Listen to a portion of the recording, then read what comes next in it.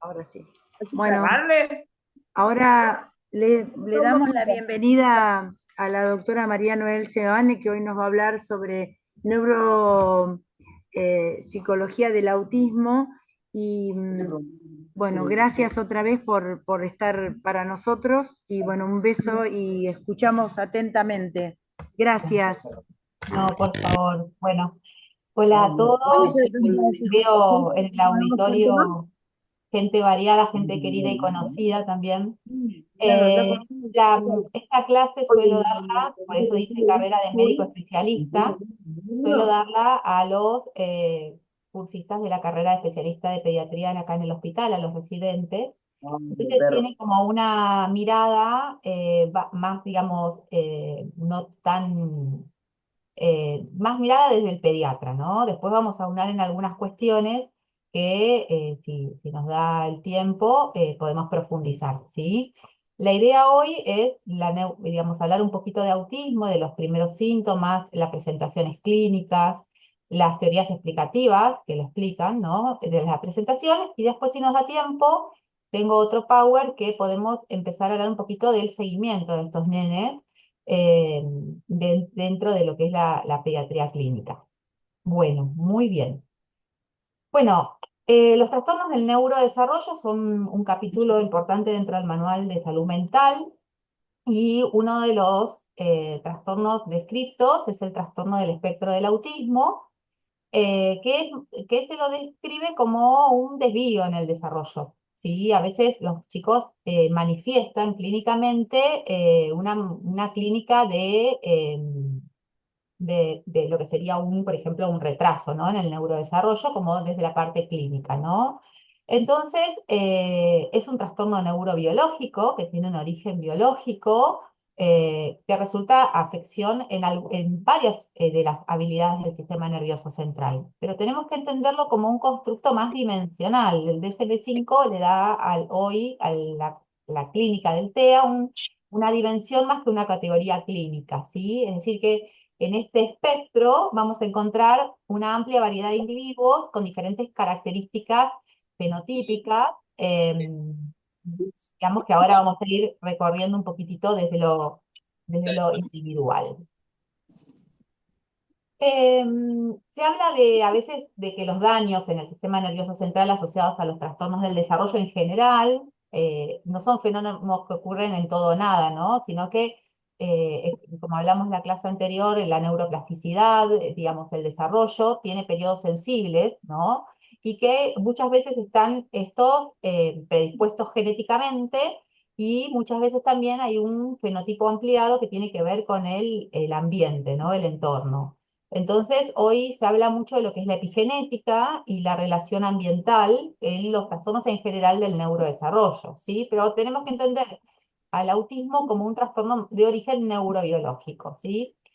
Hay varias cuestiones como la hipoxia perinatal o la malnutrición o infecciones que pueden afectar el desarrollo y producir como una noxa a nivel del sistema nervioso central y esto generar alguna afección a nivel orgánico, cerebral, con alguna manifestación puramente neurológica o alguna manifestación en diferentes funciones cerebrales superiores, ¿sí? Entonces, en general, los factores prenatales que pueden, digamos, incidir en lo que son los trastornos del desarrollo en general es la prematurez extrema o el bajo peso al nacer, las malformaciones cerebrales, ¿no? Ya sea hereditarias o adquiridas, alcoholismo, droga, tabaquismo materno, radiaciones, bueno, el hipotiroidismo, la hiperbilirrubinemia, ¿sí? Y estos factores ambientales condicionan lo que es la compleja funcionalidad de este cerebro que está en formación en la gesta. Después tenemos factores genéticos asociados al neurodesarrollo propios de un genoma, ¿no? Porque sabemos que hay una alta incidencia de heredabilidad en los trastornos del desarrollo, no solo en TEA, sino en todos los trastornos del neurodesarrollo, como es el déficit de atención e hiperactividad, como son los déficits intelectuales, muchas veces los trastornos del lenguaje también se los asocia a trastornos en el cromosoma, digamos, afecciones en el cromosoma 7. Digamos, hay una alta heredabilidad, no hay un solo gen, esto también está muy en boga y estudio, ¿no? Pero como para hablar un poquito de lo que es las causas o las posibles causas del desarrollo del autismo, ¿no? Eh, entonces, vamos a hablar del por qué es un espectro, ¿no? No solamente es un autismo clásico, sino vamos a hablar un poquito del espectro. Se denomina espectro porque los síntomas tienen una gran variabilidad de rasgos, es muy variable, y podemos incluir en todos los individuos que están en la condición tres características principales. Es una triada, ¿no? Que lo distingue, ¿sí? Pero cada característica tiene su rango de intensidad o su penetrancia, digamos, en este fenotipo de diferente forma, ¿sí? Entonces, por esto lo que hablaba de la dimensión, digamos, de la visión dimensional que le otorga el manual de SM5 y Rivière al principio de los 80 a las categorías del espectro, ¿no? Vamos a ver las dimensiones un poquito para entender a qué se refiere esto de los ejes dimensionales del autismo. Nosotros vamos a tomar 6 ejes, como es el coeficiente intelectual, la interacción social, la comunicación, la regulación sensorial, la actividad motora y las conductas repetitivas. Y en este espectro se van a mover los diferentes pacientes, ¿sí?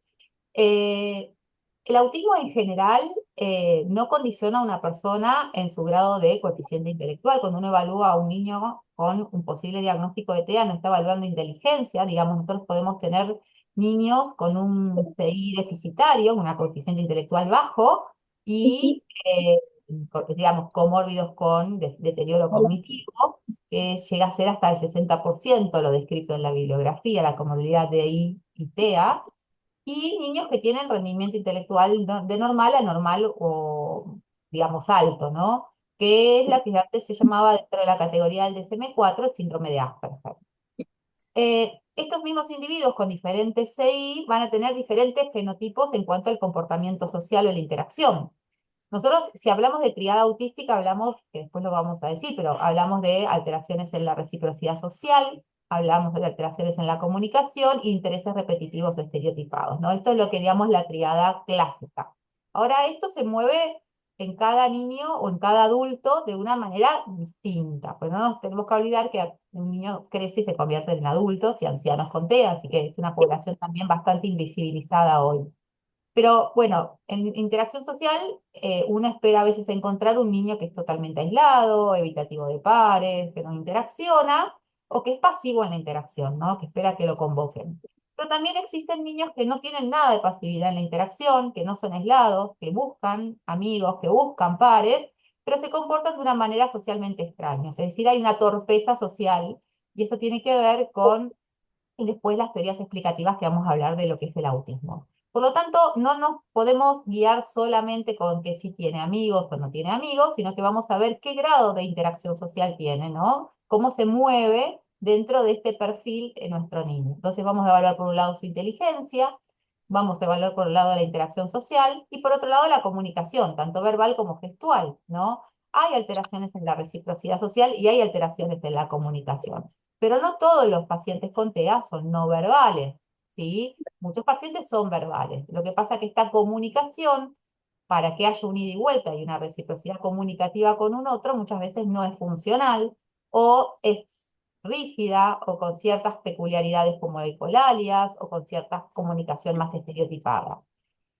Entonces ya ahí tenemos diferentes perfiles, ¿no? Vamos viendo que podemos tener una amplia gama de pacientes. Lo mismo que en lo que tiene que ver con la integración sensorial y la regulación sensorial, sabemos que el autismo está muy asociado a patrones de conducta sensorial afectada o pobremente modulada, con lo que llamamos trastornos de integración sensorial, y hay pacientes que son hiporresponsivos, digamos que necesitan mucho contacto físico desde lo táctil o que necesitan como invaden los espacios del otro, que se muestran como no tienen sensibilidad a la temperatura o extrema, expuesta, y otros que son todo lo contrario, ¿no? Que son hiperresponsibles, le molestan un montón los ruidos, enseguida el cambio de temperatura los afecta, hay como una hipersensibilidad al corte de uñas y manos, bueno. Estas cuestiones también tienen que ver con su perfil, no todos van a ser iguales. Y la actividad motora, la hiperactividad motora, ¿no? Hay chicos que son más pasivos en la interacción y otros que son hiperactivos. Hay mucha comorbilidad TEA, TDAH, digamos, no solamente, a veces los niños con alto rendimiento cognitivo impresionan estar dentro de un perfil más de TDAH que un perfil TEA, pero muchas veces son patrones comórbidos, ¿no? Y después las conductas repetitivas o las estereotipías, a veces son severas, muy marcadas, que requieren hasta intervención farmacológica, y otras son leves o casi digamos que no se perciben desde lo habitual. Y estas conductas repetitivas también engloba un poquito lo que es la inflexibilidad cognitiva y y la ideación repetitiva, ¿no? El interés profundo, que hoy hablamos que antes eran los intereses restrictivos. Que no solamente la conducta típica motora, como puede ser un aleteo o una conducta de repetición. Entonces, la triada TEA en el DSM-5 habla de esta dimensión, que esto lo impone ya Rivière al inicio de los 80, y describe dificultades en la interacción social, comunicación claramente deficitaria y repertorio muy restringido en actividades. Y en base a esto, yo voy a salir un segundito de acá, porque me parece súper valioso espera que,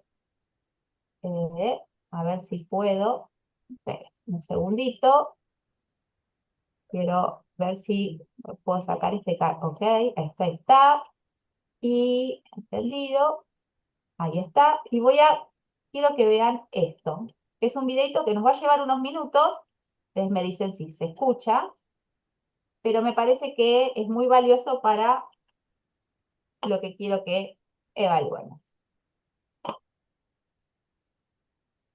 Muy bien.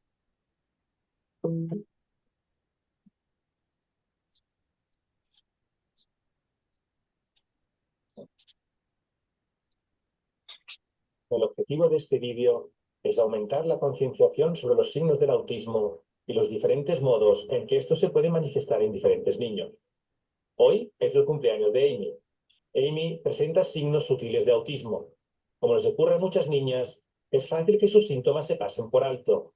Le encanta entretenerse con su colección de ponis. Su hermano Jack presenta signos típicos del autismo que son más evidentes. Por ejemplo, prefiere estar solo en lugar de acompañado. Le encantan los trenes.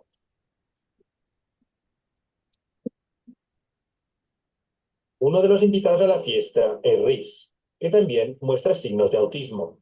Aunque aparentemente se muestre seguro de sí mismo, a veces parece que no es consciente de las necesidades de los demás. Lo sabe todo sobre coches y quiere decir a todo el mundo lo que sabe sobre este. Las personas con trastornos del espectro del autismo presentan dificultades en la comunicación y la interacción social, además de patrones de conducta, intereses o pensamientos restringidos o repetitivos. A menudo, los signos del autismo pasan desapercibidos. A veces son obvios, pero en otras ocasiones son más sutiles. Los signos del autismo se manifiestan de diferentes maneras y vamos a dividirlos en 5 categorías. Por ello, recuerden, las personas con autismo presentan dificultades en la interacción social y la comunicación verbal, en la imaginación, en los gestos y la comunicación no verbal, además de unos intereses limitados y respuestas sensoriales inusuales. Debemos reconocer y entender signos cuando estos aparecen y estar atentos cuando hay signos individuales que se agrupan formando un patrón.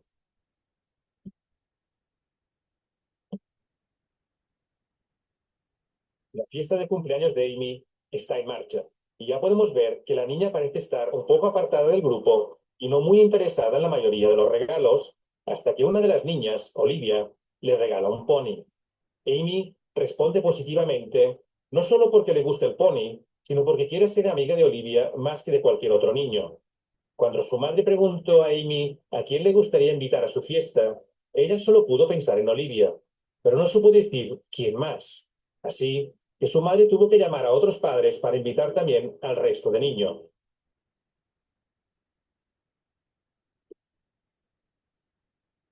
Las dificultades en interacción social y comunicación verbal se manifiestan de formas diferentes en cada niño.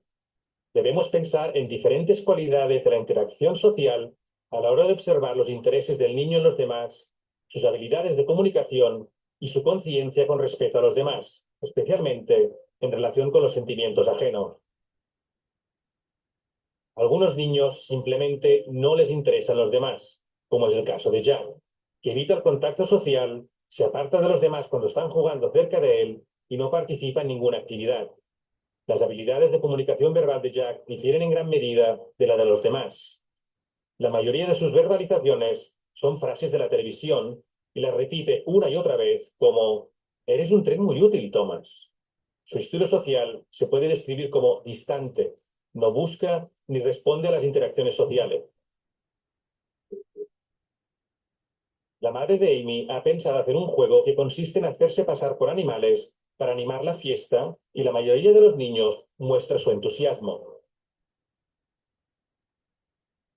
Pero Rhys tiene sus propias ideas acerca de cómo jugar este juego, y es ahí donde sus dificultades en interacción social se hacen más patentes. A diferencia de Jack, él sí está interesado en otros niños, pero hace acercamientos unilaterales. Posee buenas capacidades verbales y habla con seguridad sobre sus intereses, pero se dirige a los demás adoptando un papel dominante. En apariencia, no escucha a los demás ni muestra sensibilidad por ello, e insiste en que los otros niños jueguen y hagan las cosas como él dice. Su estilo social se puede describir como activo, pero inusual.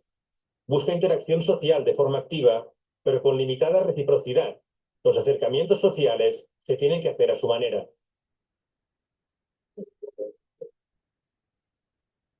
Amy, al igual que Rhys, está interesada en las interacciones sociales, pero sus dificultades sociales son diferentes. Quiere participar y ser aceptada, pero se siente incómoda e insegura en las situaciones sociales. No tiene tantas habilidades de comunicación y se muestra pasiva en las interacciones con los demás. Su madre la convence de que participe y la pone cerca de Olivia para favorecer su amistad. Olivia accede a dibujar y Amy, como sigue sin estar segura de sí misma, copia o imita sus acciones. A Amy, los juegos en grupo le resultan un desafío, pero se las arregla imitando a los demás, de forma que para ellos sus dificultades no resultan evidentes.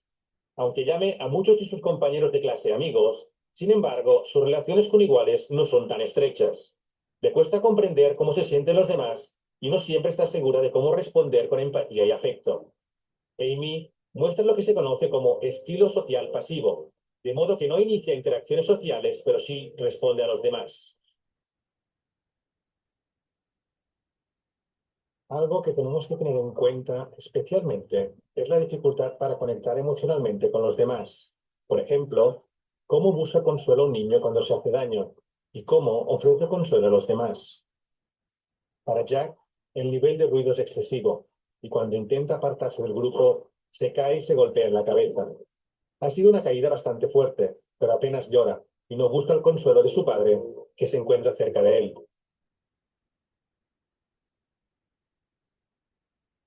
Reese ha visto lo que ha pasado, pero se muestra indeciso y no intenta ofrecer consuelo a Jack. Amy, por otro lado, intenta consolarlo, pero hace con cierta torpeza. Ha aprendido que cuando alguien se hace daño o no se encuentra bien, se hacen cosas como ofrecer una tirita o algo de beber o tocarle el hombro y preguntar si está bien. En estos tres niños se observa un conjunto de conductas que apuntan a dificultades en la interacción social y la comunicación verbal. Si bien la manera en que cada niño manifiesta estas dificultades es diferente, hay signos a los que debemos estar atentos. Si se evita la interacción social con otros niños o la interacción es en cierto modo inusual. Si la comunicación es escasa o si es unidireccional o poco convencional.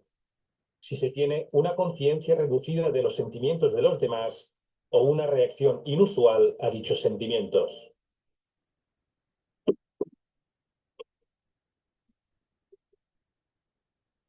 Muchos niños con autismo no inician juegos imaginativos y aquellos que lo hacen muestran juegos cuya calidad puede ser diferente a la de los juegos de sus iguales. Jack no parece tener ningún juego imaginativo. Coloca los objetos en fila formando líneas o patrones, pero no muestra interés por el juego de ficción.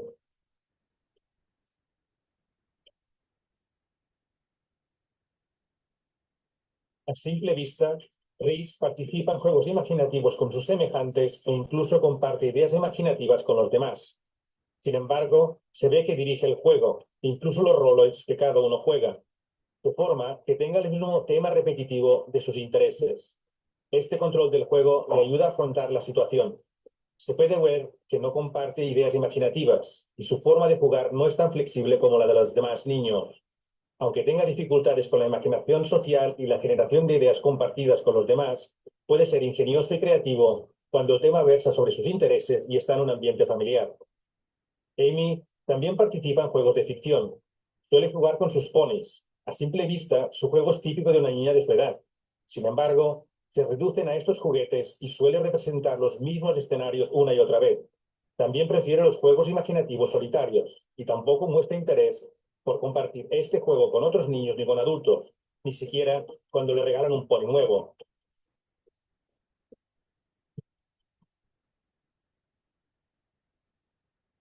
Las dificultades de Amy en esta área también se pueden ver cuando intenta participar en ciertos juegos con otros niños. Muestra dificultades para generar sus propias ideas creativas en ciertos juegos y con frecuencia no entiende bien los juegos simbólicos. Así pues, en relación al juego de ficción, podemos observar uno más de los siguientes aspectos. El niño puede no emplear la imaginación a la hora de jugar con juguetes, muñecas y objetos como si fueran reales. Juego simbólico. Los juegos de imaginación son a veces muy repetitivos o solitarios. En las actividades imaginativas con los demás puede faltar la aportación equitativa de ideas creativas.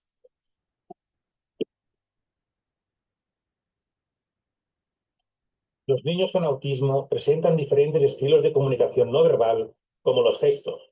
Debemos tener en cuenta la baja frecuencia con que se producen los gestos, pero también la forma en que estos se coordinan con la comunicación verbal y el lenguaje corporal. También debemos alejarnos del mito del contacto visual.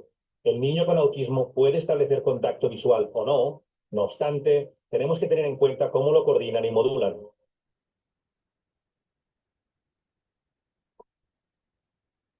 En la fiesta de cumpleaños de Amy, los niños lo están pasando muy bien jugando con las pompas.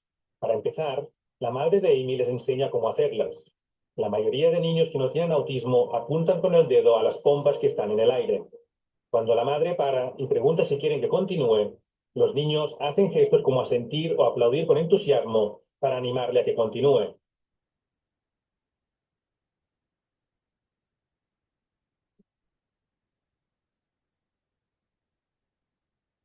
Sin embargo, Jack no realiza ningún gesto convencional. No asiente, no mueve la cabeza ni hace señas a nadie para indicarle que se acerque. Tampoco apunta con el dedo para compartir su ilusión por las pompas más grandes con nadie más. Pero sí, está entusiasmado y lo demuestra saltando, haciendo ruidos y moviendo las manos. Ahora les toca a los niños hacer las pompas. A Rhys se le da bien, pero le resulta difícil coordinar la comunicación no verbal. Se acerca mucho a los demás y no coordina el contacto visual con las cosas a las que apunta con el dedo. Amy ha aprendido a hacer varios gestos y copia el modo en que los otros niños se acercan las manos a la boca y soplan. A ella, sin embargo, le falta espontaneidad en la expresión de las emociones, especialmente a la hora de mostrar su entusiasmo a los otros niños cuando hacen algo bien. Así pues, en relación a los gestos y la comunicación no verbal, podemos buscar uso poco frecuente de gestos. Se realizan gestos, pero con ausencia de espontaneidad, y estos pueden ser inmaduros o inapropiados. Coordinación reducida de los gestos con otras formas de comunicación.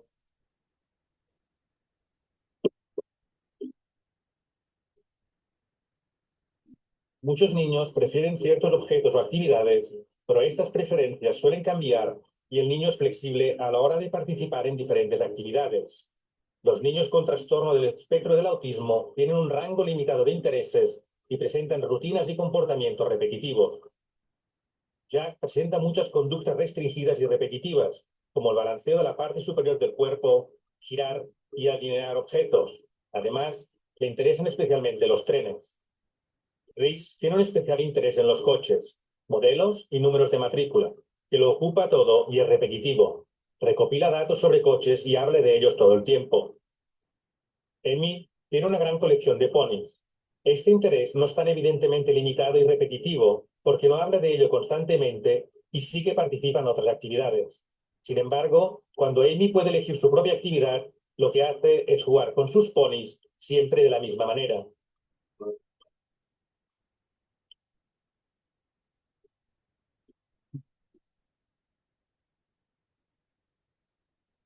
La necesidad de rutina también se manifiesta en las manías alimenticias que frecuentemente presentan las personas con autismo.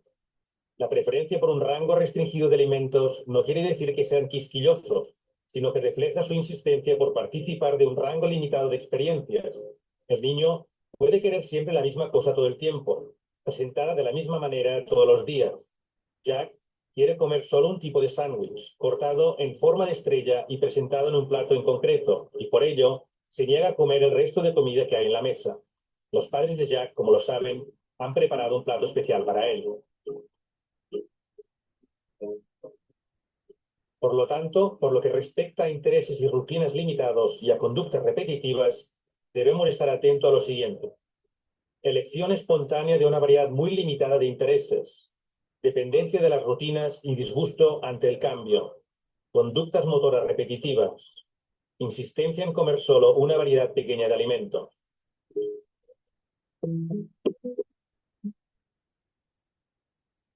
Muchos de nosotros tenemos preferencias sensoriales. Por ejemplo, hay a quien no le gustan las salas con mucho ruido o quien prefiere dormir con un edredón pesado. Sin embargo, los niños con autismo a menudo muestran respuestas sensoriales inusuales.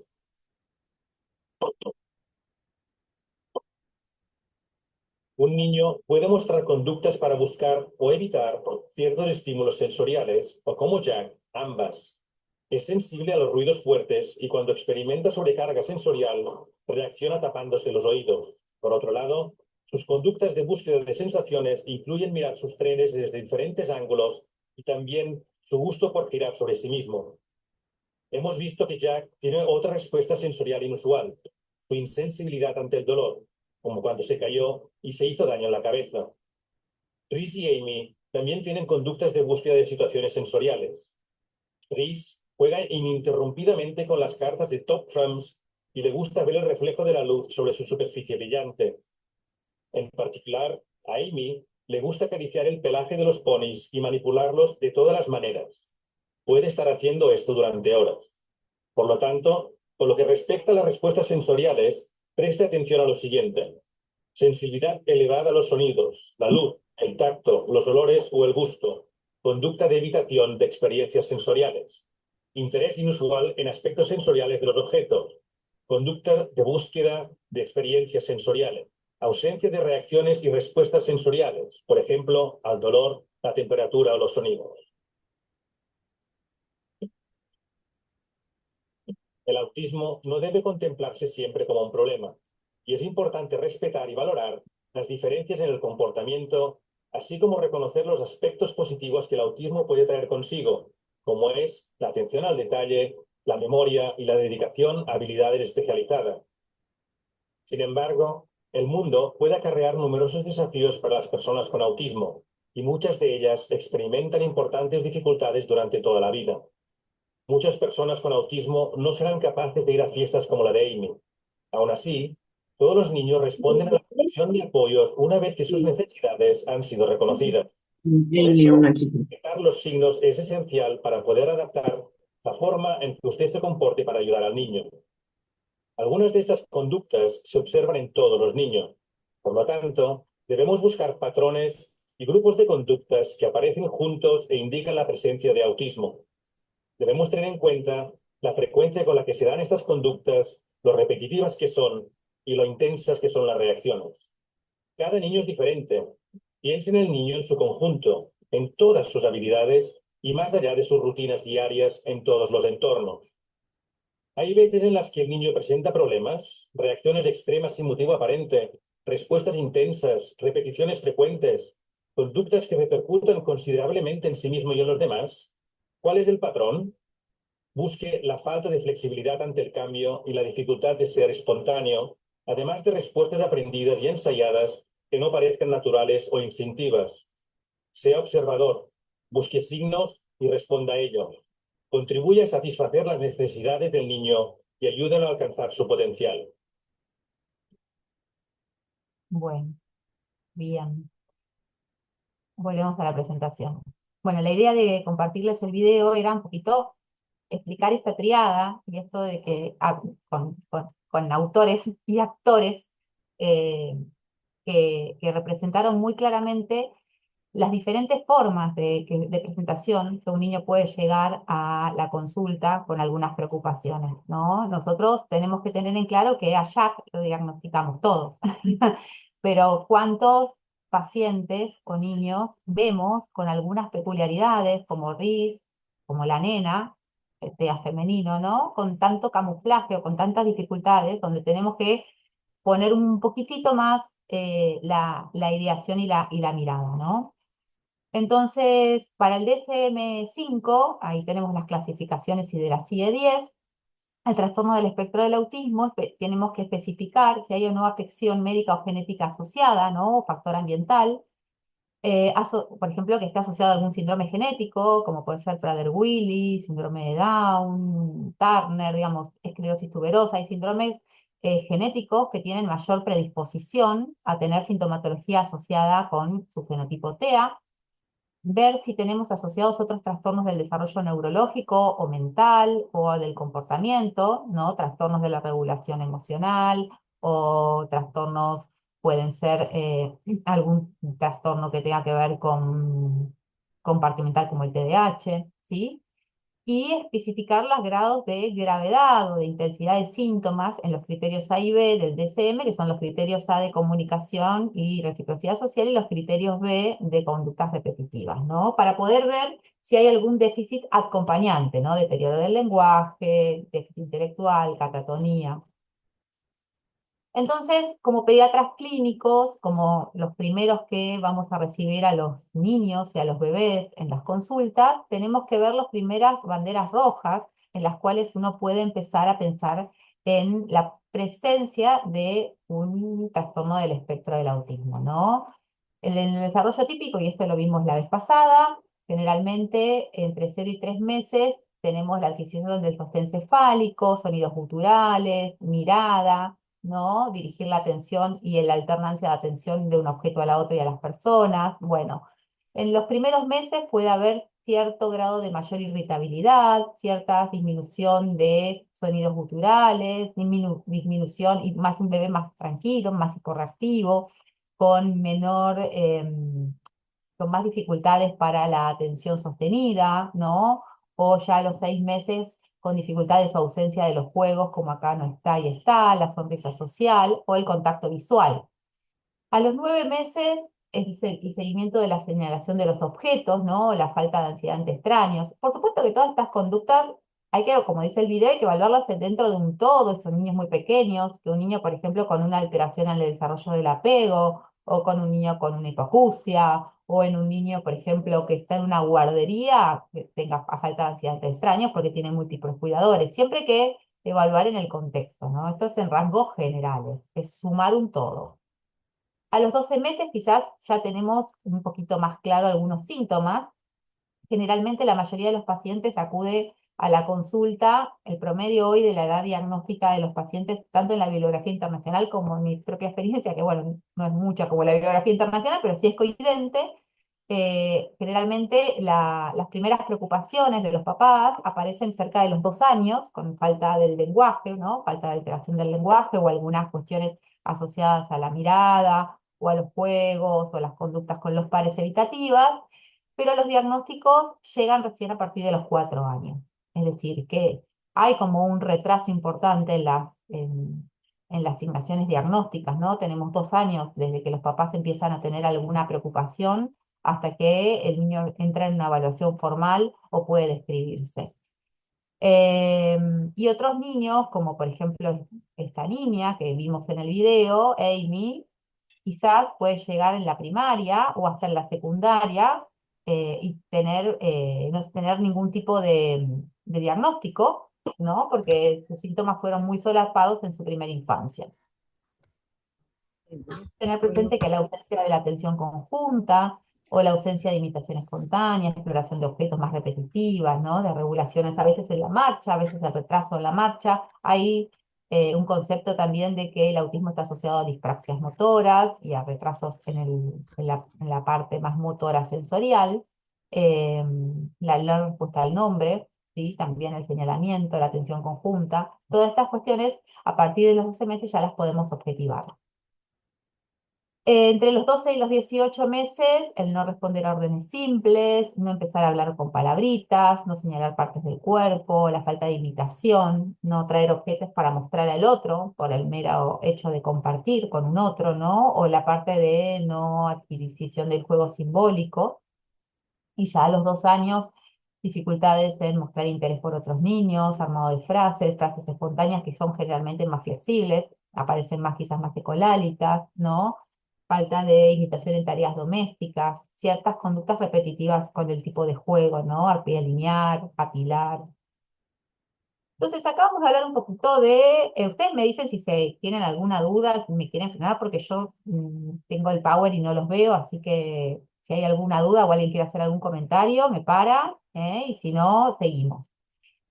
Em, con respecto a las teorías explicativas del autismo, ¿sí? Hay varias teorías explicativas. Sabemos hoy que es un trastorno de origen neurobiológico, que tiene una parte de heredabilidad importante. Si un niño con autismo tiene un riesgo, esa pareja de tener un hermanito en un 25% con TEA también, es decir, que hay digamos, una afección heredofamiliar importante. Sabemos también que hay a veces condicionamientos ambientales que están en estudio en base a las posibles teorías de las causas, ¿no? Digamos, conocidas. Pero vamos a hablar un poquito de, como decía el título de la presentación, del origen neuropsicológico, ¿no? Hablar un poquito de las teorías explicativas psicológicas del autismo que empiezan a aparecer en la segunda parte del siglo XX. Al inicio, ustedes saben que, si no saben, les digo, que uno de los primeros en describir la sintomatología autística fue el doctor Kanner, psiquiatra, y después el doctor Asperger, también psiquiatra austríaco, pediatra y psiquiatra, que describieron las peculiaridades en un grupo reducido de niños. Y primero se le daba una connotación muy asociada a la falta del apego materno, a problemas de origen materno, con digamos, con más ese perfil, después empezaron a ayornar en otras teorías y viene Lorna Wynne y bueno, aparecen las teorías explicativas actuales. Entonces, la teoría de la mente es la capacidad de atribuir pensamientos, intenciones y deseos de los demás. La teoría de la mente, digamos, se adquiere generalmente a los 4 años, ¿sí? Es decir, que en niños pequeños no vamos a tener características o poder ver déficit en esta teoría porque no está adquirida. Y se debate aún si esto, digamos, la teoría de la mente la tienen otras especies o es exclusivamente humana, ¿no? Lo de hacer inferencias. Bueno, desde edades muy tempranas la mayoría de los humanos somos capaces de distinguir acciones, ¿no? Y a qué están orientadas las acciones de un otro, los objetivos orientados a la acción con los otros. Y esto habla del desarrollo cognitivo de los bebés a temprana edad, ¿no? Y la resolución de los problemas que ya aparece a partir de los 9 meses, ¿no? Como antecedentes para formar la teoría de la mente. También hay digamos, hay individuos dentro de la condición que sí tienen adquirida cuestiones de teoría de la mente, así que es una teoría explicativa para algunos individuos, pero no para todos. Entonces, estas habilidades de teorías mentalistas se van construyendo sobre otras habilidades, ¿no? Y permite construir, por ejemplo, lo que son conductas sociales complejas, hacer inferencias, pensar lo que el otro piensa, mentir, el sarcasmo, el chiste, ¿no? Todos estos procesos propios psicológicos superiores. Nos da permiso la adquisición del juego simbólico, de la simbolización de situaciones, la imitación y las capacidades de restringir, dirigir la atención hacia situaciones determinadas como deseos o creencias. Entonces hay un test que, sí, que lo desarrolla Baron Cohen, que es el test de Sailey y Annie, que nos permite ver un poquitito las capacidades mentalistas. Entonces, por ejemplo, acá tenemos un niño de desarrollo típico, ¿no? Acá está Sally, acá está Annie. Sally tiene una cesta y Annie tiene una caja. Sally esconde una canica, una pelotita, adentro de la canasta y se va. Pero Annie lo que hace es saca de la canasta y pone la canica en la caja y cuando llega Sally se le pregunta al niño dónde cree que Sally va a encontrar la canica. Bueno, nosotros, que tenemos capacidades mentalistas, vamos a decir, bueno, ¿dónde fue donde la dejó? La dejó en la canasta. Por lo tanto, la respuesta va a ser en la canasta, porque infiero que no, ella no sabe que Annie la cambió a la caja. En cambio, el niño con TEA, probablemente, quizás, si tiene fallas en la teoría de la mente, al saber que hubo un cambio, no puede hacer esa inferencia y va a decir la respuesta en la caja, ¿sí? Porque vio que se cambió. Entonces, esto es un estado mental, ¿no? Es la capacidad de hacer el estado mentalista de qué piensa Sally en base a lo que pudo ver y lo que no vio. Después hay otra teoría, que es la teoría de coherencia central débil, que esta teoría hace referencia a procesos, digamos, de información focalizada en el detalle, ¿no? Estas dificultades que tienen a veces las personas con TEAs de ver el contexto general, y esto no, sé, es lo que le pasaba a Jack, ¿no? Y a Riz más que nada.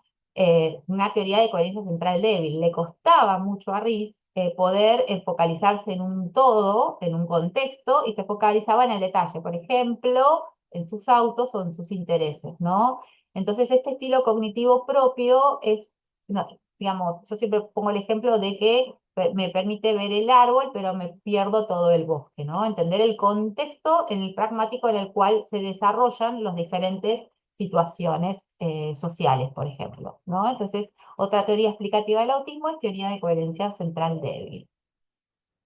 Y después está la teoría de las funciones ejecutivas, ¿no? Que tiene que ver con, digamos, como podemos saber, y digamos, las funciones ejecutivas son las funciones que los individuos tenemos desde edades tempranas para ser eficaces y eficientes en la ejecución de una tarea, ¿no? Incluye lo que tiene que ver con la flexibilidad, con la inhibición, con el control emocional, con anticipaciones, con organización de materiales, bueno, diferentes funciones ejecutivas. Los individuos con TEA tienen disfunciones ejecutivas, al igual que en otros trastornos del neurodesarrollo, porque les cuesta principalmente lo que tiene que ver con flexibilidad, control emocional y la inhibición, ¿sí? Entonces esto afecta en situación importante la resolución de problemas con metas futuras, ¿sí? Por eso a veces se comportan disejecutivos en algunos lugares y en algunos contextos, como por ejemplo en la escuela, donde la flexibilidad a cambios está muy afectada por falta de anticipación, o inhibir una respuesta o una conducta por un deseo, una atención sostenida, ¿sí? Entonces, estas también hay fallas en las teorías de funciones ejecutivas. Entonces, ¿cómo hacemos el diagnóstico de un niño o un individuo o un adulto con TEA, ¿no? Bueno, el diagnóstico es clínico, los diagnósticos son clínicos. Si bien nos basamos y usamos herramientas estandarizadas para los diagnósticos, y ya está muy bien que así sea, y está muy bien también que sea interdisciplinario, y seamos muchos los que pongamos ese diagnóstico en mirada, el diagnóstico es clínico por todas las observaciones que estuvimos viendo hasta ahora, ¿no? Ustedes van a ver que el déficit no es absoluto en todas las conductas, que es diferente en cada niño, por eso verlo en sus diferentes ambientes y en su desenvolvimiento global es lo más valioso, ¿sí? El déficit de atención, trastornos de afecto, trastornos de imitación, capacidad de jugar con objetos o personas.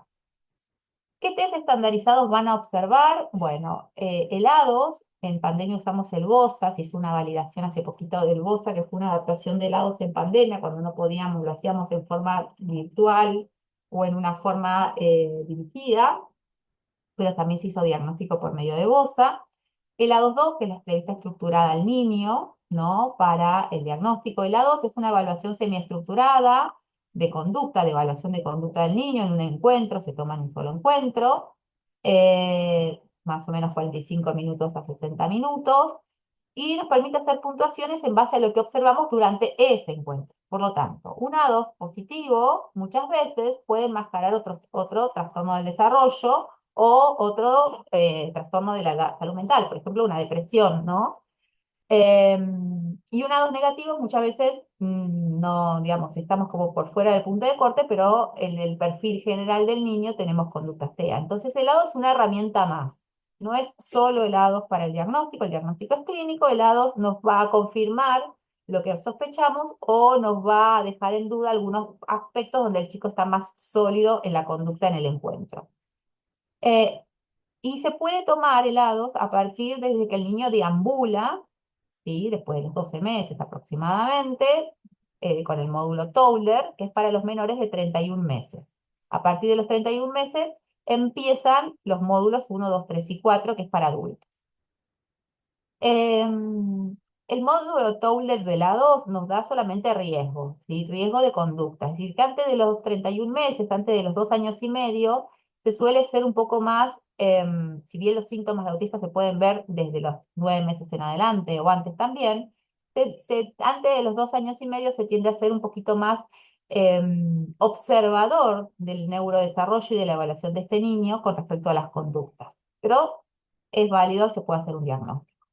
Y después el ADR, que es la entrevista estructurada a padres, que es un cuestionario de 93 preguntas, que es semiestructurada, dirigida por un profesional también certificado como helados, en las cuales nos permite valorar, y en lo personal yo lo uso más para los adolescentes, cuando quiero hacer una discrepancia en este proceso evolutivo del desarrollo, a partir de cuándo están estas conductas más marcadas, ¿no? Para hacer diagnóstico diferencial retrospectivo, quizás con otros trastornos del desarrollo o con trastornos actuales que tengan que ver con de la esfera de la salud mental y no propiamente del neurodesarrollo. El ADR se toma a partir de los 2 años de edad mental o cronológica, ¿sí? No antes. Y el manual aclara que entre los 2 y los 4 las respuestas positivas no son solo las sugerencias de TEA. Esto como para que tengan en cuenta, si ustedes van a pedir las herramientas, sepan cómo pedir, ¿no? Que en 18 meses no le voy a pedir a un niño a 2 ADR porque no corresponde. Así que pidan siempre una evaluación integral. Con respecto a las pesquisas rápidas, por ejemplo, el MChat, el QChat son cuestionarios a padres y marcan puntos categóricos en base a las características clínicas que se describen en el DCM. El formulario SSQ, que es el abreviado también en su forma de una ADR, el CARS, los cuestionarios administrados a padres y las escalas de Vineland que nos ayudan para ver juntos las capacidades adaptativas y funcionales de un niño dentro de la condición, ¿no?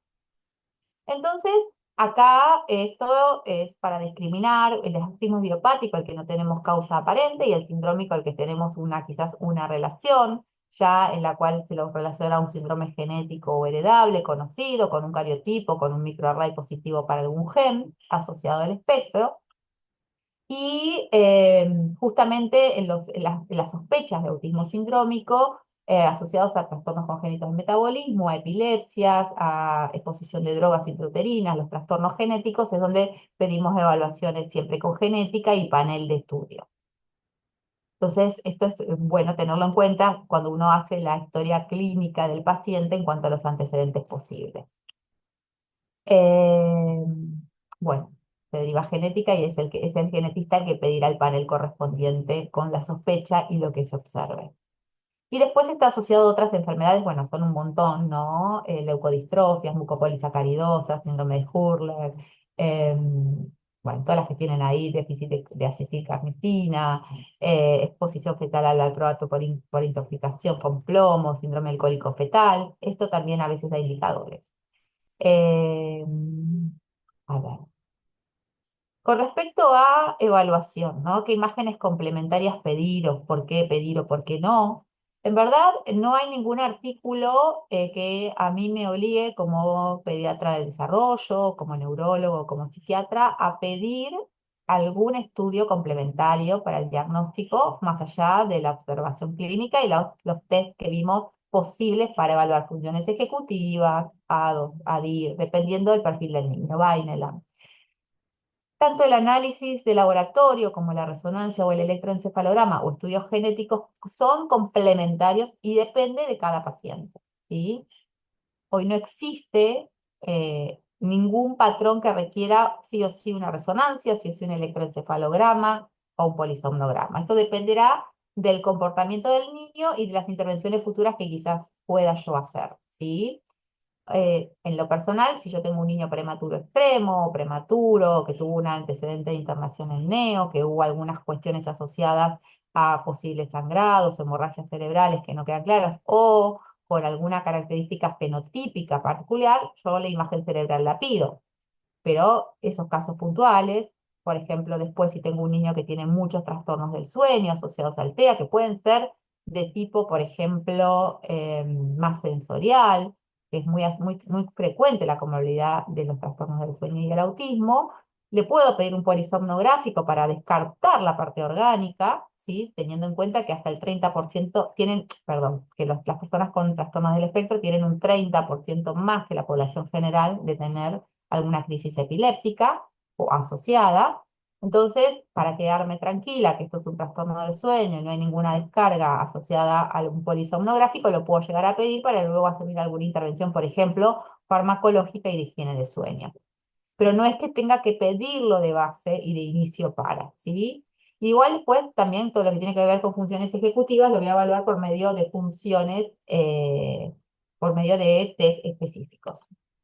Entonces, tratamiento y seguimiento de estos pacientes, bueno, generalmente va a depender del perfil de cada niño. Lo más importante acá es ver ese perfil de las dimensiones que hablamos antes para poder dar una indicación terapéutica adecuada. Acá no hay un combo para niños con TEA o sin TEA, sino que acá se hace una estrategia de intervención según los desafíos que se presentan y trabajar fortaleciendo aún más las fortalezas, ¿no?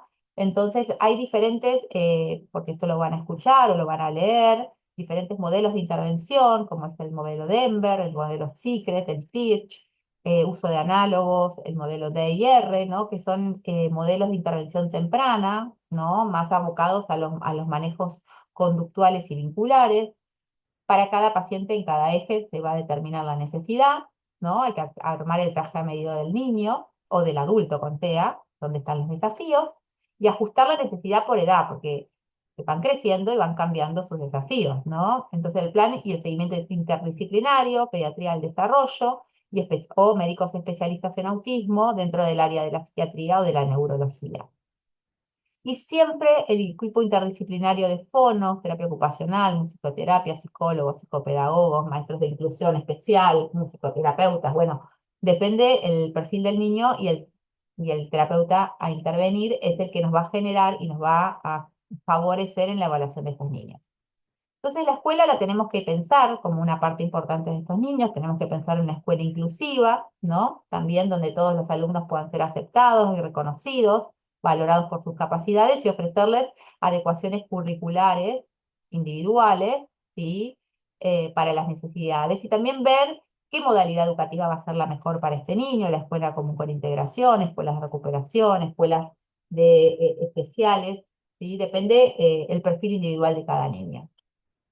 Que bueno, en general, con respecto al autismo, esto les quería comentar. No sé si tienen alguna pregunta, algo que me quieran agregar. Abro un poquito el espacio de preguntas para que no se duerman, si no, hacemos alguna presentación más. Gracias, Noé. Sí, está bueno. Muy interesante el video porque permite ver que no es uno solo, viste que hay muchos tipos y que todo es lo mismo, ¿no? Que Sí. es lo que uno dice. Y con esto de todo lo que tiene que ver el medio ambiente, no solamente hablando de lo familiar, yo creo también que la parte alimenticia tiene mucho que ver y todo eso aparte de las pantallas y bueno, varias cosas Bueno, están son en eventos, justamente eso tiene que ver no como causales, sino, digamos, no hay ningún artículo que describa hoy que la conducta alimentaria o las pantallas sean causas del desarrollo de un autismo. Lo que sí, obviamente, como en todo niño, el estudio de la microbiota está como muy en auge, ¿no? Y con respecto a pantallas también en particular, son, digamos, eventos desfavorecedores en el desarrollo en general. Entonces, exacerban sintomatología presente porque son niños más rígidos, con más dificultad en el control de la inhibición de impulsos, con conductas más repetitivas, y la pantalla que nos da la inmediatez y digamos, no nos permite ese feedback con un otro, exacerba aún la sintomatología. Son eventos, digamos, desfavorecedores, ¿sí? Pero no son la causa, no, hasta ahora es como cuando salió en el Journal de Pediatría, el tema de las vacunas, digamos, no se ha podido, digamos, asociar la presencia de, como causal del espectro del autismo a alguno de estos factores, ¿sí? Sí, a veces funcionan como efectos desfavorecedores en algunos fenotipos, pero hoy hablamos de una causa ya neurobiológica instaurada con una intervención del ambiente que puede ser favorecedor o desfavorecedor para la penetrancia de los síntomas. ¿Alguien quiere Bien. hacer alguna pregunta, algún comentario?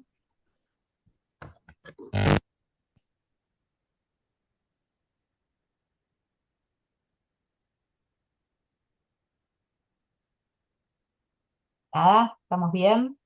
Bien, perfecto. Seguimos adelante entonces, que esto está re interesante. Seguimos. Bueno, muy bien. Bueno, la idea de mostrarles este segundo power va a ser como muy pasado por encima, no lo vamos a ver todo, pero ¿qué pasa cuando tenemos el diagnóstico y y qué tenemos que poner el foco, ¿no? Vamos a empezar después del diagnóstico, ¿qué voy a hacer con estos niños, ¿no? La intervención oportuna, ya sabemos que este oportuno no estamos llegando bien, porque ya estamos llegando 2 años posteriores al inicio de dudas y síntomas paternos, así que ya no estamos llegando bien. Y esto es un tema a nivel mundial, ¿eh? No es, digamos, los números coinciden en todos lados, ¿sí?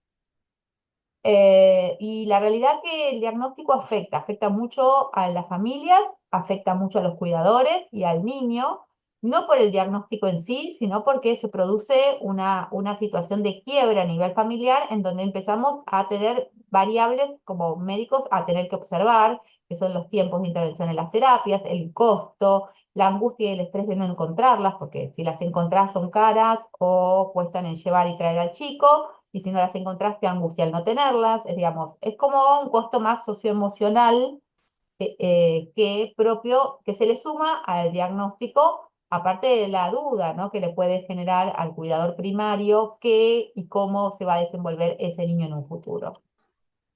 Entonces, es muy importante tener un enfoque psicoeducativo, relacionales y vinculares y buscar estrategias que las familias puedan acceder a tratamientos de este estilo, como por ejemplo son tratamientos como el modelo de IR, que es el floor time, que de Grimpas, o los modelos, por ejemplo, Hanem para los preverbales de comunicación, son modelos guiados por intervención mediada por padres, ¿sí? O el CCT, por ejemplo, que acá en el hospital y en muchos lugares de la República Argentina se hace entrenamiento a padres para trabajar con las familias directamente, programas de intervención del desarrollo, como también el PRT, ¿sí? Que es a través de elementos pivotales, ¿no? Digamos, se busca el objeto que al niño más le agrada o más lo convoca y por el cual se va a iniciar con la familia un proceso de aprendizaje para la vinculación. Entonces, estos modelos de intervención temprana lo que hacen también es disminuir un poquito en las familias este estrés inicial hasta que nos acomodemos con las intervenciones que cada niño requiere. El modelo Denver, si lo escucharon, es el ESDMD, que es un modelo de intervención temprana Denver, tiene un fundamento en la psicología del desarrollo, con un enfoque más psicogenético, de un programa integral de tratamiento para el niño y la familia, y promover las pautas tempranas de tratamiento en un contexto natural. El modelo Secret es para comunicación social, regulación emocional y apoyo transicional, ¿no? Ahí están las siglas, ¿no? En inglés, para enfocarnos en las habilidades de la comunicación y del lenguaje y el uso simbólico y las habilidades del niño para autorregular estas cuestiones de excitación emocional y de la autorregulación mutua. Son todos modelos, digamos, que surgen en Estados Unidos hoy a nivel mundial y son reconocidos como tratamientos adecuados para el autismo, ¿no? Y después digamos, otra parte muy importante en esto es la escuela, ¿no? Como una plataforma social por excelencia, ¿no? ¿Qué tipo de escuela o modalidad educativa elegir para un niño? Acá les dejo, es muy variable, en Cava tenemos esto, pero en provincia de Buenos Aires es muy diferente y en otros sectores del país también, porque cada provincia en educación tiene su jurisdicción, pero básicamente tenemos que plantear qué tipo de educación, si vamos a escuela común, si pasamos a escuela especial, la modalidad de SET, que es el Centro Educativo Terapéutico, ¿no? Hay que, digamos, organizar un poquito también el encuadre en cuanto a lo educativo y el aprendizaje de cada niño.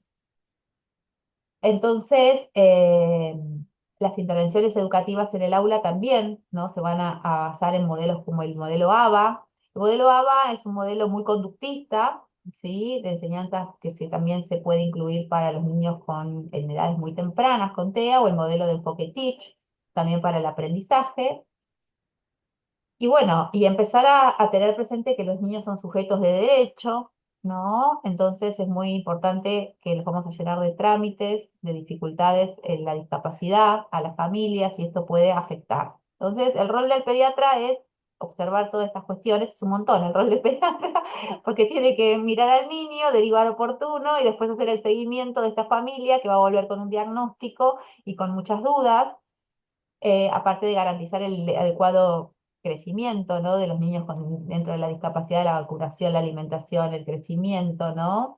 La derivación oportuna, la clave siempre es acompañar, poniendo el foco siempre en los chicos con TEA, principalmente en preguntar en alimentación si hay rechazo o selectividad alimentaria, dificultades en el sueño, las dificultades de conducta, no solamente en las relacionales con un otro, sino las autolesiones también, y cómo se establecen vínculos con pares y familiares, ¿no? Acá está lo que hablábamos recién, la hipótesis de la malabsorción intestinal con inflamación crónica y aumento de permeabilidad sobre el crecimiento bacteriano, pero es una hipótesis, aún no está demostrada, no hay estudios hoy todavía a nivel mundial como una hipótesis de la causa de TEA. Es muy característica la selección alimentaria en los niños, como vimos en el video, pero esto está más asociado a un tema conductual y sensorial, por lo tanto se trabaja desde esa intervención. Y hay un porcentaje de niños con alergias alimentarias, las cuales experimentan algunas dietas puntuales. Lo que siempre se recomienda antes de implementar una dieta es primero describir si el niño tiene una coexistencia con un déficit de gluten o una deficiencia de lactasas, digamos. Estudiar primero al niño antes de implicar una dieta restrictiva, porque la realidad es que ya son chicos bastante restringidos en cuanto a su propia selectividad propia. Y si nosotros se la restringimos más por sospechas y no estamos favoreciendo un poquito la flexibilidad cognitiva en general. Entonces, siempre primero investigar y después poder sugerir. Por supuesto que todos los alimentos que tienen que ver con el aumento de azúcares, aumento de gluten, todos los alimentos para todos los niños producen un desbalance en la microbiota, todos, en todos los niños, en toda la población, no solamente los niños con TEA, ¿sí? Y cada niño se verá beneficiado con un suplemento según la restricción alimentaria que tenga, ¿sí? Y tener en cuenta si hay hábito de pica, porque esto sí puede ser acompañado, que es muy frecuente por un tema sensorial o de conducta repetitiva, muy frecuente que tengan carencias de hierro o intoxicaciones con plomo asociadas al espectro, pero no como causa, ¿sí? Sí, es muy frecuente también la obesidad, pues son niños que realmente tienen más torpeza motora, son menos amigos del deporte en general. Y por otro lado también, si están medicados, sabemos que los antipsicóticos como risperidona o aripiprazol, que a veces son las medicaciones que usamos para la regulación de la conducta, aumentan, producen una hiperorexia y esto aumentan de peso, o mismo por su selectividad alimentaria y la propensidad a comer harinas o refinados que hacen que aumenten bastante de peso. Así que siempre a tener en cuenta el perfil de sobrepeso y obesidad. Las alteraciones del sueño, sí es importante. Casi el 80% de las personas con TEA tienen dificultades o para iniciar o para mantener el sueño. Entonces, siempre monitorizar esto y se puede iniciar un tratamiento con melatonina, ¿no? En niños ya pequeños, como primera, digamos, medicación de elección para los trastornos asociados al sueño. Y después las alteraciones de conducta y otros trastornos asociados ya al trastorno del espectro, como puede ser el TDAH, la ansiedad, el TOC, los trastornos del estado del ánimo, la bipolaridad, ya desde la esfera de la salud mental, como para hacer una conducta, correcta anamnesis y poder ver si se favorecen o no con algún tipo de tratamiento farmacológico, teniendo en cuenta siempre que la terapia de base TCC, cognitiva conductual, para estos niños y estas comorbilidades es la de inicio y de elección. Bueno, esto no me voy a meter en los fármacos porque excede, y bueno, después hay otras terapias que han sido descritas, como es la zooterapia, esquiroterapia, ¿no? Células madres, bueno, todo esto está en investigación, y pueden a veces ayudar a las intervenciones terapéuticas, pero bueno. En verdad, el diagnóstico temprano y oportuno favorece el pronóstico, por supuesto, y esto digamos, se modifica la intervención con la intervención temprana en sí, ¿sí? Entonces, el manejo integrativo tiene que tener en cuenta un modelo integrativo cognitivo-conductual, con modelos de intervención también relacional de tipo Denvero-Jesper, desde fono una comunicación ampliada, pueden algunos niños no verbales requerirla, taller de padres para CCT, integración sensorial, musicoterapia o psicomotricidad, y la asistencia siempre a jardines maternales o juegoteca es lo más beneficioso para estos niños de tipo no verbal. Para escolares, el modelo también integrativo conductual, los programas de juegos, fono, psicología, psicopedagogía y TEO. Estos son posibles intervenciones, obviamente no es que es todo para lo mismo, ¿sí? Pero uno se plantea esto y ya pensar en niños escolares, las habilidades sociales como taller para afianzar el vínculo con un otro, ¿no? Un buen taller de habilidades sociales con profesionales idóneos. Así que también en la adolescencia, ¿sí? Y en los chicos con discapacidad intelectual, muchas veces requieren escuelas especiales o SED para abordar las necesidades pedagógicas necesarias, con modelos neurocognitivos de hasta 8 horas semanales de intervención, por lo tanto son intensivos las intervenciones. Pero bueno, acá no hay un traje único, sino que es un traje a medida. En este la idea era ir un poquitito más rápido para que tengamos como un pantallazo, pero no era la idea final bueno, ahí está la Biblia, ¿no? Si quieren ahí la tienen para completar. Es muy valioso el material, así que, bueno, muy bien. No sé si quieren hacer alguna pregunta por ahora. No sé si alguien quiere, en el chat no vi nada, así que Bien, muy bien. no sé si alguien quiere hacer. eh, Muy interesante porque otra vez la importancia del rol del pediatra en esto del seguimiento y todo lo que uno puede hacer, ¿viste? Porque uno dice, bueno, que vaya con el psiquiatra, que vaya, pero el Sí. pediatra tiene que hacerse cargo y fíjense todas las cosas que uno puede plantear a una familia que está realmente desbordada, porque muchas veces, bueno, hay de acuerdo a qué tipo, ¿no? Pero muchas veces, es decir, ya de por sí cambia, pero a veces yo he tenido pacientes que decía, vamos, mi marido, con mi marido nos turnamos, si tenemos una fiesta, yo voy, me quedo en casa con él y va mi marido con la nena, Sí, y sí. si el próximo voy yo, pero nunca salimos todos juntos porque no lo podían mantener, ¿viste? Era muy complejo, no estoy hablando de ahora, hace varios años de esto, y la verdad que es muy Sí. complejo, es Sí, muy... el pediatra tiene que acompañar, ¿no? Y saber hacer las derivaciones oportunas. Obviamente que uno no espera que dentro de la pediatría clínica se aborde todo esto, porque para eso estamos los especialistas, pero el poder acompañar y seguir a estos pacientes es como muy enriquecedor y van a ser los primeros que... Por eso les quería mostrar más que nada el videíto, porque yo sé que a muchos algún paciente en la cabeza se les ha prendido y decir, uy, mira, yo esta la vi y bueno, nunca es tarde porque en la edad adulta o en la adolescencia temprana, un TEA no diagnosticado, un TEA femenino, con un chico con altas capacidad o con una capacidad cognitiva adecuada, muchas veces genera ansiedad y depresión y las comorbilidades psiquiátricas pesan más después que el espectro. Entonces, el poder entender un poquito las conductas y entenderse uno mismo. A mí, en lo personal, me pasa mucho con las familias, cuando hacemos el diagnóstico de un niño, que los papás alojan sus propios diagnósticos a partir de la mirada de sus hijos y entienden un montón de cosas de ellos mismos. Entonces, también no nos olvidemos que estos chicos crecen y se convierten en adultos con TEA y son totalmente invisibilizados y en ancianos con TEA. Entonces, eso también es un tema muy importante pero bueno, esto da para otra charla. El adulto, el TEA femenino da para otra charla. Acá hay una pregunta. Hola, Sí, Florencia. sí, exactamente. Dice una consulta, niños con TEA muy pequeños, antes de los 4, ¿puedo cambiar el diagnóstico con las intervenciones? Bueno, en verdad, a ver, es un paradigma eso, ¿no? La respuesta no es ni sí ni no. El trastorno del espectro del autismo es un trastorno neurobiológico y es una condición, y acá ya entramos en una cuestión semántica de lo que es definición de trastorno y condición, ¿no? La condición es una forma, una condición de la persona con ciertas peculiaridades que no necesariamente implica una necesidad de intervención o un trastorno, ¿sí? Usamos el término trastorno cuando necesitamos, cuando hay una disfunción en alguna situación, ¿sí? Tampoco lo vamos a romantizar, porque también sacarle a veces la palabra trastorno implica que pierdan derechos de acceso a tratamiento, ¿no? Entonces, esto también a veces tenemos que ver en qué estamos hablando. Pero más allá de eso, a veces, yo te voy a hablar de lo que yo creo, no tanto de la bibliografía.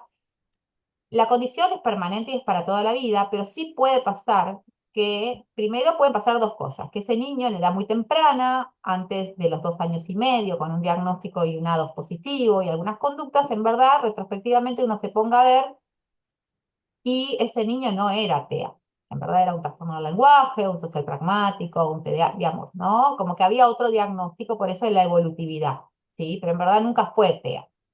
Ahora, en cuanto a sí puede pasar que la mejoría clínica también haga que no sea evidenciable, por ejemplo, en un control posterior, en otro A2, un puntaje positivo, ¿no? Entonces, lo que siempre se recomienda es quizás tener, generalmente el diagnóstico es estable después de los 3 años. Ya a los 3 años la bibliografía habla de que hay un diagnóstico estable para toda la vida, pero sí, obviamente, uno con todas estas intervenciones que está orientando y brindando, están en boga y en búsqueda de hacer a un niño funcional en cuanto a sus habilidades y capacidades, tanto del aprendizaje como sociales, ¿sí? Entonces, desde ese punto de vista, con las intervenciones lo que va a cambiar es la funcionalidad y no al niño, ¿no?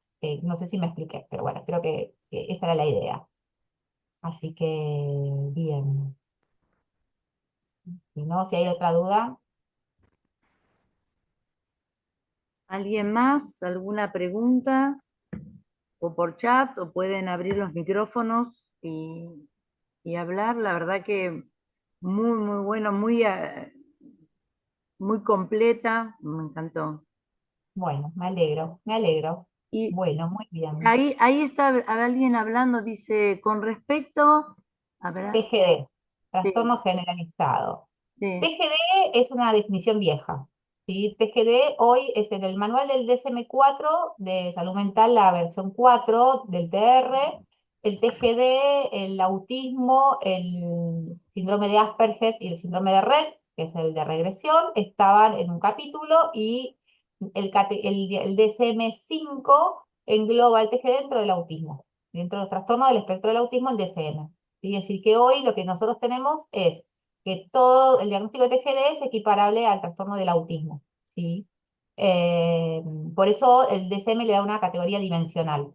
Síndrome de Asperger, TGD, autismo y síndrome de Rett están dentro de trastorno del espectro del autismo, con una categoría de dimensional, ¿sí? Y no es lo mismo que retraso global del desarrollo, ¿sí? El retraso global es cuando hay un retraso en dos o más áreas del desarrollo, pero no implica un trastorno generalizado del desarrollo, ¿sí? Y es una entidad de retraso que usamos en los menores de 5 años. Ya después tenemos que categorizar nuevamente. Después, Ivana, mi consulta es dependiendo de la individualidad de cada persona. En términos generales, es aconsejable sumar más actividad extracurricular de carácter pedagógico, por ejemplo, clase de arte, folclore, algún deporte, como para bajar la ansiedad. Bueno, la ansiedad en verdad es un síntoma del TEA. Es decir, no hay paciente con TEA que no sea ansioso. Eso no implica que todo paciente con TEA requiere intervención, por ejemplo, farmacológica para la ansiedad, pero muchas veces sí. Con respecto a actividades extracurriculares, le puede generar más ansiedad. Todo depende del niño, como todo, ¿no? Generalmente, la ansiedad, ¿por qué está presente en el autismo como síntoma cardinal? Los invito a ver, ustedes van a encontrar mucho en Autismo Sevilla, a María Llorente, que habla mucho de ansiedad y TEA, y ella explica muy bien por qué la ansiedad está presente en el TEA, ¿no? Los trastornos de la ansiedad están asociados mucho a la falta de predecibilidad, ¿no? A la falta de, a la falta de la acomodación de lo nuevo. Justamente todas estas cuestiones que en el autismo son digamos, de mucha impronta.